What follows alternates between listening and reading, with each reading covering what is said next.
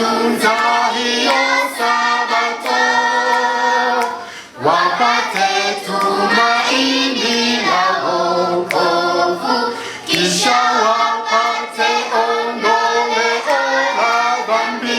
Wacha Mungu wanaagizwa kuitunza hiyo Sabato, wapate tumaini la wokovu, kisha wapate ondoleo la dhambi.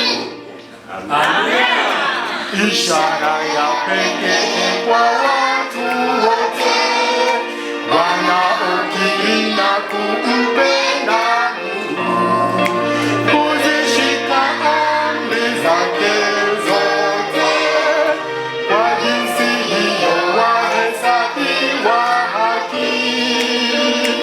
Wacha Mungu wanaagizwa kuitunza hiyo Sabato, wapate tumaini